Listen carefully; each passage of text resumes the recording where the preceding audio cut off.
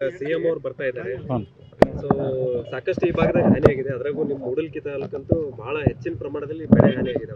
ಇವತ್ತೇನು ಮನವಿ ಮಾಡ್ಕೊತೀವಿ? ಅದು ನಾವು ಗೌರವಾನ್ವಿತ ಮುಖ್ಯಮಂತ್ರಿ ಅವ್ರಿಗೆ ಮನವಿ ಏನು ಕೊಡತ್ತಂದ್ರೆ ರೀ, ಈಗ ಮೊನ್ನೆ ಘಟಪ್ರಭಾ ನದಿ ಅಂದರೆ ಏನು ನೀರು ಬಂದು ಸುಮಾರು ಇಫೆಕ್ಟ್ ಅಂದರೆ ನಮ್ಮ ಕ್ಷೇತ್ರದಲ್ಲಿ 30 ಹಳ್ಳಿ ಇಫೆಕ್ಟ್ ಆಗಿದಾವೆ. ಅಂದರೆ 2 ನದಿ ದಂಡಿ ಮ್ಯಾಗಿರುವಂಥ 30 ಊರುಗಳು ಫ್ಲಡ್ ಇಫೆಕ್ಟ್ ಆಗಿ ಅರ್ಧ ಊರು ಮುಳುಗಿದ್ದು ರೀ, ಬೆಳೆ ನಾಶ ಆಗೈತಿ. ಅದಕ್ಕೆ ನಾವು ಮಾನ್ಯ ಮುಖ್ಯಮಂತ್ರಿ ಅವ್ರಿಗೆ ವಿನಂತಿ ಏನು ಮಾಡ್ತಾಯಿದ್ವಿ ಅಂದ್ರೆ, ತಕ್ಷಣ ಬೆಳೆ ಪರಿಹಾರ ಅಂದರೆ ಸರ್ವೆ ಮಾಡಬೇಕು, ರೈತರಿಗೆ ಬೆಳೆ ಪರಿಹಾರ ಕೊಡಬೇಕು. ಎರಡನೇದು, ಯಾರ ಮನೆ ಒಳಗೆ ನೀರು ಹೋಗಿದಾವಲ್ಲ ರೀ, ಮೊದಲು BJP ಸರ್ಕಾರ 10,000 ಕೊಡ್ತಿದ್ರು, ಈಗ 10,000 ಕೊಡೋ ಡಿಮ್ಯಾಂಡ್ ಮಾಡ್ತೀವಿ. ಎಷ್ಟು ಕೊಡ್ತಾರೆ ಗೊತ್ತಿಲ್ಲ. ಆಮೇಲೆ ಯಾವ ಮನೆಗಳು ಬಿದ್ದಲ್ಲ ಅವನ್ನೆಲ್ಲ ತಕ್ಷಣ ಸರ್ವೆ ಮಾಡಿ ಇಮ್ಮಿಡಿಯೇಟ್ ಹೊಸ ಮನೆ ಕಟ್ಕೊಡೋಂಥ ಕೆಲಸ ಮಾಡಬೇಕು.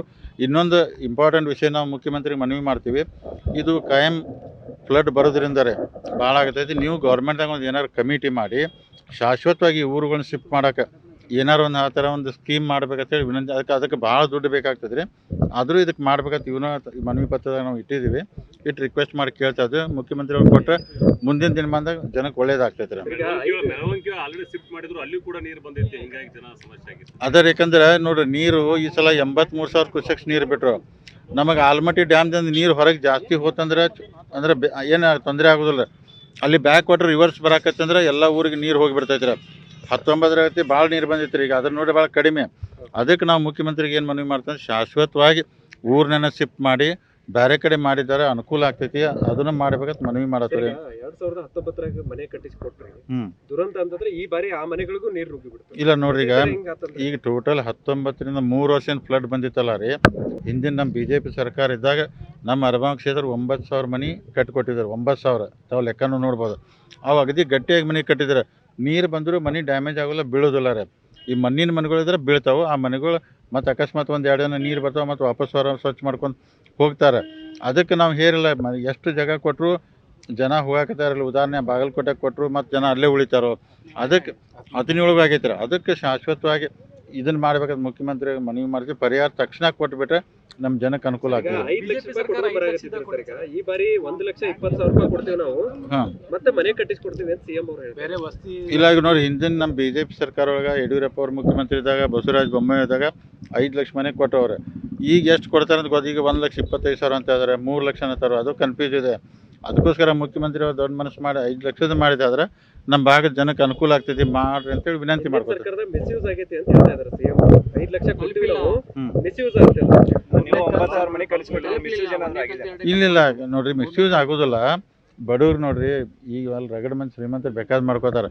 ಬಡವ್ರಿಗೆ 5 ಲಕ್ಷ ಮನೆ ಕಟ್ಟಾಗ ಬೇರೆ ಒಂದು ಹೆಚ್ಚಿಗೆ ಮನೆ ಕಟ್ಕೊಂಡಿದ್ದ ಬಡವ್ರು ಅಂದ್ರೆ ಏನು ತಪ್ಪಿರೋದಿಲ್ಲ. ಸೊ ಆ ಥರ ಮಿಸ್ಯೂಸ್ ಅಂತ ಆಗಿಲ್ಲ. ಮನೆ ಯಾರು ದುಡ್ಡು ಹೋಗಿತ್ತಲ್ಲ ಮನೆ ಕಟ್ಕೊಂಡು 5 ಲಕ್ಷ ಆಗೋದಿಲ್ಲ, ಅವರು ಸ್ವಂತ ದುಡ್ಡು ಹಾಕಿ ಮತ್ತೆ ಮನೆ ಕಟ್ಕೊಂಡಾರ ಅವರೆಲ್ಲ. ಆ ಥರ ಆಗೈತಿ.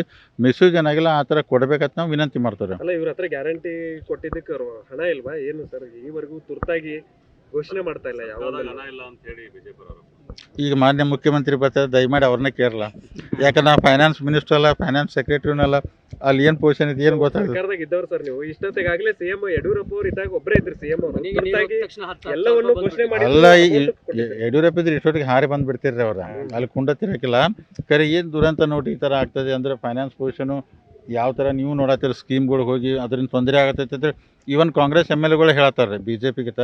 ಅದಕ್ಕೆ ಅದರಿಂದ ಡೆವಲಪ್ಮೆಂಟ್ ಡೆಫಿನೆಟಾಗಿ ಹೊರತು ಬಿದ್ದೈತಿ. ಅದಕ್ಕೆ ಅದು ಏನೇ ಇರಲಿ, ಈಗೇನು ಮೊನ್ನೆ ಫ್ಲಡ್ ಬಂತಲ್ಲ, ಇದನ್ನು ಜನಕ್ಕೆ ತೊಂದರೆ ಆಗೈತಿ. ಇದನ್ನು ಇಮಿಡಿಯೇಟ್ ಮಾಡ್ಬೇಕಂತ ವಿನಂತಿ ಮಾಡ್ಕೊತಾರೆ. ಮೂಡ ಪಾದಯಾತ್ರೆ ನಡೆದಿದೆ, ಬಾಲಚಂದ್ರ ಜಾರಕಿಹೊಳಿ ಅವರು ಪಾದಯಾತ್ರೆ ಇಲ್ಲ ನೋಡ್ರಿ, ಆಲ್ಮೋಸ್ಟ್ ಅಲ್ಲಿ ಭಾಳ ಜನ MLAಗಳು ಹೋಗಿಲ್ರಿ. ಅಂದ್ರೆ ಆಲ್ಮೋಸ್ಟ್ ಆಲು ಎಲ್ಲ MLAಗಳು ಬೇರೆ ಬೇರೆ ಕೆಲವೊಂದು ಫ್ಲಡ್ ಸಮಸ್ಯೆ ಅದಾವೆ, ಬೇರೆ ಬೇರೆ ಇಂಡಿವಿಜುವಲ್. ಅದಕ್ಕೇನು ಸಂಬಂಧ ಇಲ್ಲ. ನಮ್ಮ ಕ್ಷೇತ್ರದಿಂದ 4 ಜನಕ್ಕೆ ಬರೋಕೆ ಹೇಳಿದಾರೆ, 100 ಜನಕ್ಕೆ ರೀ. ಒಂದು ಕಡೆ ಸ್ಪಾಟ್ ಮಾಡಿ ನಾವು 2 ಬಸ್ ಕಳ್ಸೋದ್ವಿ, ನಮ್ಮ ಜನ ಹೋಗಿ ಅಟೆಂಡ್ ಮಾಡ್ತಾರೆ. ನಮಗೂ ಅಷ್ಟರೊಳಗೆ ಟೈಮ್ ಸಿಕ್ಕರೆ ಫ್ಲಡ್ದೆಲ್ಲ ಸರಿ ಆತಂದ್ರೆ ಹೋಗಿ ನಾವು ಒಂದು ಕಡೆ ಜಾಯ್ನ್ ಆಗ್ತೀವಿ. ಎಲ್ಲರಿಗೂ ಮಾಡಿದ್ದಾರೆ. ಕೆಲವೊಂದಿಷ್ಟು ವಿರೋಧ ಇತ್ತು ಸರ್. ಈಗ ಇದು ರಮೇಶ್ ಜಾರಕಿಹೊಳಿ ಅವರು, ಯತ್ನಾಳ್ ಅವರು, ಅದೊಂದು ಪೊಲಿಟಿಕಲಿ ಮೋಟಿವೇಟೆಡ್. DK ಋಣ ತೀರಿಸೋ ಸಲುವಾಗಿ ಮಾಡ್ತಾ ಇದ್ದಾರೆ. ವಾಲ್ಮೀಕಿ ಪಾದಯಾತ್ರೆ ಮಾಡಬೇಕಿತ್ತು, ಅತಿ ದೊಡ್ಡ ಹಗರಣ.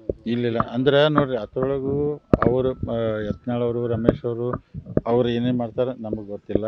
ಈಗ ನಾವತ್ತಿ ಪಾರ್ಟಿ ನಮಗೆ ಡೈರೆಕ್ಷನ್ ಕೊಡೋದು ಬಾ ಅಂಥೇಳಿ, ನಾಳೆ ನಮ್ಮ ಕ್ಷೇತ್ರದ 100 ಜನ ಆ ಪಾರ್ಟಿಯಲ್ಲಿ ಅದರ ಅಲ್ಲಿ ಭಾಗವಹಿಸಿಕೊಂಡಿದ್ದಾರೆ.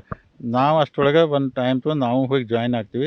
ಪಾರ್ಟಿ ಒಂದು ಏನು ಡಿಸಿಷನ್ ಬಂದರೆ ನಿರ್ಣಯ ಹೋಗ್ಬೇಕಾಗ್ತೈತೆ ರೀ. ಸರ್ ಶೀಘ್ರವೇ ಬಿಜೆಪಿ ನೇತೃತ್ವದಲ್ಲಿ ಮೈತ್ರಿ ಸರ್ಕಾರ ರಾಜ್ಯದಲ್ಲಿ ಬರುತ್ತೆ ಅಂತ ಯಡಿಯೂರಪ್ಪ ಹೇಳ್ತಿದ್ದಾರೆ. ಯಾವಾಗ ಹೇಳಿದ್ರು? ಇವತ್ತೇ ಹೇಳಿದ್ದಾರೆ. ಹೌದಾ? 35 ಸ್ಥಾನಗಳೊಂದಿಗೆ ಬಿಜೆಪಿ ನೇತೃತ್ವದಲ್ಲಿ ರಾಜ್ಯದಲ್ಲಿ ಮತ್ತೆ ಸರ್ಕಾರ ಬರುತ್ತೆ ಅಂತ ಹೇಳ್ತಿದ್ದಾರೆ. ನನಗೆ ಗೊತ್ತಿಲ್ಲ ರೀ, ಯಾಕೆ ದೊಡ್ಡವ್ರು ಅವರೆಲ್ಲ ಹೆಂಗೆ ಹೇಳಿದ್ರು? ಸರ್ಕಾರ ಬೇಕಾ ನಿಮ್ಮ ಪಾತ್ರ? ಇಲ್ಲ ಅವ್ರು ದೊಡ್ಡವ್ರು ಹೇಳಿದಾರು ಹೆಂಗೆ ಹೇಳಿದಾರು ನಮ್ಗೆ ಗೊತ್ತಿಲ್ಲ ರೀ. ಈಗ ನಮ್ಗೆ ಫ್ಲಡ್ಗೆ ರೊಕ್ಕ ಕೊಟ್ಬಿಟ್ರೆ ಸಾಕು ಸರ್ಕಾರದವರು, ಮತ್ತು ಏನೂ ಬೇಡ ನಮಗೆ ರೀ. ಯಾಕಂದ್ರೆ ಹಂಗಾಗಿಬಿಟ್ಟೈತಿ. ಯಾಕಂದ್ರೆ ಎಲ್ಲ ನೀವೇ ನೋಡತ್ತೀರಿ, ನೀವು ಫ್ಲಡ್ ಎಲ್ಲ ಎಲ್ಲ ಒಂದು ಸರ್ವೆ ಮಾಡಿದ್ರಿ. ಅಂದ್ರೆ ಬೆಳೆದು ಭಾಳ ಇಂಪಾರ್ಟೆಂಟ್. ಯಾಕಂದ್ರೆ ಕಬ್ಬಿನಾಗೆಲ್ಲ ಒಂದು ವಾರ ನೀರು ನಿಂತು ಬಿಡ್ತಂದ್ರೆ ಕಬ್ಬು ಹೋಗಿಬಿಡ್ತೈತಿ. ಅದು ರೈತರಿಗೆಲ್ಲ ತೊಂದರೆ ಆಗ್ತೈತಿ. ಅದಕ್ಕೆ ದಯಮಾಡಿ ಸರ್, ಈಗ ಇವತ್ತು ರಾಜ್ಯಪಾಲ ಇವತ್ತಿನ ಪ್ರಾಸಿಕ್ಯೂಷನ್ಗೆ ಅನುಮತಿ ಕೊಟ್ಟರೆ ಅವ್ರಿಗೆ ಸಿದ್ದರಾಮಯ್ಯ ರಾಜೀನಾಮೆ ಕೊಡಬೇಕಾಗುತ್ತೆ. ಹಾಗಾಗಿ ಸತೀಶ್ ಜಾರಕಿಹೊಳಿ ಹೆಸರು ಕೂಡ ಮುನ್ನೆಲೆಯಲ್ಲಿದೆ ಸಿಎಂ ಸ್ಥಾನ. ನೋಡ್ರಿ, ಅದು ಕಾನೂನು ಹೋರಾಟ ಇರ್ತೈತಿ. ಅವ್ರು ಪ್ರಾಸಿಕ್ಯೂಷನ್ ಕೊಡ್ತಾರೋ ಇಲ್ಲ ಇನ್ನೂ ಗೊತ್ತಿಲ್ಲ. ಕೊಟ್ಟ ನಂತರ ಇವರು ಕಾನೂನು ಹೋರಾಟ ಏನು ಮಾಡ್ತಾರೋ ಗೊತ್ತಿಲ್ಲ. ಅದೆಲ್ಲ ಇನ್ನೂ ಕ್ವಶನ್ ಮಾರ್ಕ್ ಇರ್ತೈತಿ. ಈಗ ಚರ್ಚೆ ಮಾಡಿ ಉಪಯೋಗ ಇಲ್ಲ ರೀ. ಅದಕ್ಕೆ ಮುಖ್ಯಮಂತ್ರಿ ನಮ್ಮ ಕ್ಷೇತ್ರಕ್ಕೆ ಬಂದಿದ್ದಾರೋ, ನೋಡಾಕತ್ತಾರೋ. ನಮ್ದಂದ್ರೆ ಫಸ್ಟ್ ಪ್ರಿಯಾರಿಟಿ ನಮ್ಮ ಜನಕ್ಕೆ ತೊಂದರೆ ಆಗೈತಿ. ಅವ್ರಿಗೆ ಬೆಳೆ ಪರಿಹಾರ ಕೊಡಬೇಕು, ಮನೆಗಳು ಕಟ್ಟಿಸ್ಕೊಡ್ಬೇಕು, ಅವ್ರಿಗೆ ಮನೆಗೆ ನೀರು ಏನು ಹೋಗೈತಿಲ್ಲ ನೀರು ದುಡ್ಡು ಕೊಡಬೇಕು, ಶಾಶ್ವತ ಇದನ್ನು ಶಿಫ್ಟ್ ಮಾಡೋಂಥ ಕೆಲಸ 4 ಕೆಲಸಕ್ಕೆ ಒತ್ತಾಯ ಮಾಡಿ ಹೇಳ್ತೀವಿ ರೀ. ಏನ್ ಬದಲಾವಣೆ ವಿಚಾರ? ಅಲ್ಲ ನಮ್ಗೇನು ಸಂಬಂಧ? ನಮ್ಮ ಬಿ ಜೆ ಪಿ ಅಪೋಸಿಷನ್ದಾಗ ಅದ ರೀ. ನಮ್ದು ಎದಕ್ಕೆ ರೀ? ಮೂಡ ಹಗರಣದ ವಿಚಾರಕ್ಕೆ ಸಂಬಂಧ ಅಲ್ಲ, ಪಕ್ಷದ ಒಂದು ನಿರ್ಣಯ ಇರ್ತೈತೆ, ಅದು ಚರ್ಚೆ ಆಗ್ತೈತೆ ವೇದಿಕೆ ಮ್ಯಾಗ ರೀ. ಅಂದ್ರೆ ಹೌಸಲ್ಲಿ ಚರ್ಚೆ ಆಯ್ತು, ಈಗೂ ನಡೆದೈತೆ. ಅದಕ್ಕೆ ನಾವು ಫ್ಲಡ್ ವಿಚಾರದಾಗ ರಾಜಕೀಯ ಯಾಕೆ ಮಾಡೋದು? ಅಂದ್ರೆ ಅದು ಸಪ್ರೇಟಾಗಿ ಮಾತಾಡೋಲ್ಲ ರೀ. ಈಗ ಬಿಜೆಪಿಯಲ್ಲಿ ಎಲ್ಲೋ ಒಂದ್ ಕಡೆ ಉತ್ತರಕ್ಕೆ ಅನ್ಯಾಯ ಆಗ್ತಾ ಇದೆ. ಯಾಕಂದ್ರೆ ಸಾಕಷ್ಟು ಇಲ್ಲಿ ಪ್ರವಾಹ ಬಂತು, ಜನ ತತ್ತರಿಸಿದ್ದಾರೆ. ನಿಮ್ ನಾಯಕರು ನೋಡಿದ್ರೆ ಪಾದಯಾತ್ರೆ ಮಾಡ್ಕೊಂಡು ಹೋಗ್ತಾ ಇದ್ದಾರೆ. ಈ ಕಡೆ ಭಾಗಕ್ಕೆ ಬರಲೇ ಇಲ್ಲ. ಇಲ್ಲ ನೋಡಿ, ಈಗ ಅವ್ರವ್ರು ಈಗ ಈ ಕ್ಷೇತ್ರ ಎಮ್ ಎಲ್ ಎ ನಾನು ಅದನ್ನು ಗೋಕಾಕ ರಮೇಶ್ ಅದಾರ ರೀ. ಅಲ್ಲೆಲ್ಲಿ ನಮ್ಮ B J P M L ನಾವು ಸಾಧ್ಯ ಎಲ್ಲ ಕೆಲಸ ಮಾಡತ್ತೀವಿ. ಅವರು 10 ತಾರೀಕು ಮುಗಿದ ನಂತರ ಗೌರ್ಮೆಂಟಲ್ಲಿ ಅವ್ರ ಮನೆಗೆ ಮೃತಪಟ್ಟರು ಅಂತೇಳಿ ಅಲ್ಲಿ ಇಮಿಡಿಯೇಟ್ಲಿ ಆರೋಗ್ಯಕ್ಕವರು ಹೋಗ್ತಾರೆ. ಈ ಭಾಗದ ಜನ ನೀರಲ್ಲಿ ನಿಂತಿದ್ದಾರೆ ಸರ್ ಕಳೆದ 15 ದಿನದಿಂದ. ಬರ್ತಾ ಇಲ್ಲ. ಅವ್ರು ಬರ್ದಿಲ್ಲ ಅಂದ್ರು ದೇವ್ರು ನಮ್ಗೆ ಶಕ್ತಿ ಕೊಟ್ಟಾರ ತೋರ್ ನಾವು ಮಾಡ್ತೀವಿ. ಅಲ್ಲ ಈಗ ಮತ್ತೆ ಈಗ ಮಾಡಬೇಕಲ್ಲ ಅಲ್ಲ, ಯಾವ ಕಾರಣಕ್ಕೆ ಹೋಗಿದಾರೋ ಅಶೋಕ್ ಅವ್ರು ನನಗೆ ಗೊತ್ತಿಲ್ಲ ರೀ. ಈಗ ನಮಗೆ important first priority flood effect ಆಗಿ ನಮ್ಮ ಜನಕ್ಕೆ ತೊಂದರೆ ಆಗೈತಿ. ಇದಕ್ಕೆ ಪರಿಹಾರ ಸಿಗಬೇಕು, ನಮ್ಮ ಜನಕ್ಕೆ ಒಳ್ಳೇದಾಗಬೇಕು, ಇಷ್ಟ ಬಯಸ್ತೀವಿ ನಾವು. Thank you. ನ್ಯೂಸ್ ಫಸ್ಟ್ ನಿರ್ಭೀತಿಯಿಂದ ನಿಮ್ಮ ಪರವಾಗಿ.